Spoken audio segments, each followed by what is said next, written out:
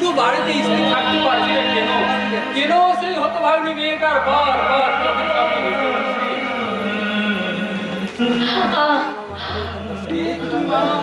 এমনি ভাবে রাস্তার উপরে শুয়ে আছো কেন? আমি আমি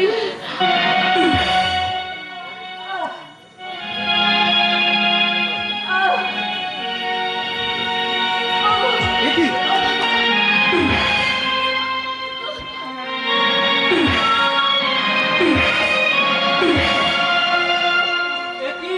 বৌদিমণি! তুমি এখানে শুয়ে আছো কেন বৌদিমণি? কি হয়েছে তোমার?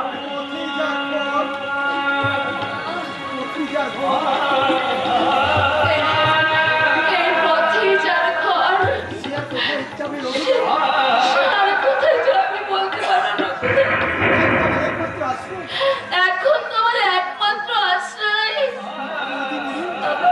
আমার এই পথই হয়ে গেল। না বৌদিমণি, না, তোমার এই হতভাগ্য ছেলেটা থাকতে তোমাকে কিছুতেই রাস্তায় পুরো দেখতে দেবো না। তুমি আমার সঙ্গে চলো বৌদিমণি। না না রঘুদাদা, আমার মতো মূর্তিমান একটা অশান্তিকে তোমার বাড়িতে রেখে তোমার শান্তির সংসারে অশান্তি আগুন জ্বালাতে আমি চাই না। আমি কখনো চাই না। আমার তো সংসারেই নেই, তার শান্তি ও শান্তি কি? বরঞ্চ লক্ষ্মী ছাড়া আমি, তাই তোমার মতো লক্ষ্মী কন্যাকে বাড়িতে নিয়ে যেতে চাইছি। বলো না, তুমি যাবে না? রঘুদা, রঘুদা,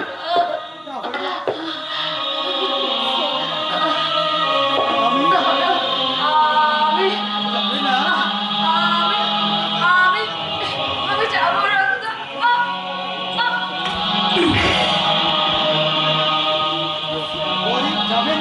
যাবে না? আমি গরিব বলে, আমি চাকর বলে তুমি আমার বাড়িতে যাবে না? কিন্তু বৌদিমণি, না, তার ছেলের মধ্যে গরিব বড়লোক গরিব চাকরের কোনো তফাৎ তো থাকে না মা। চুপ করো, চুপ করো রঘুদা, তুমি চুপ করো, আমি সহ্য করতে পারছি না। আমার মাথাটা ভীষণ ঘুরছে রঘুদা, আমার অসহ্য যন্ত্রণা সহ্য করতে পারছি না।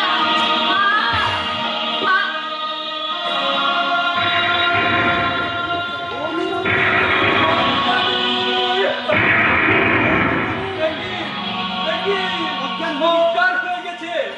বৌদিমণি কিছুদিনের মধ্যেই মা হবে, তাই হয়তো অসুস্থ হয়ে পড়েছে। ওই তো একটা রিক্সা যাচ্ছে। রিক্সা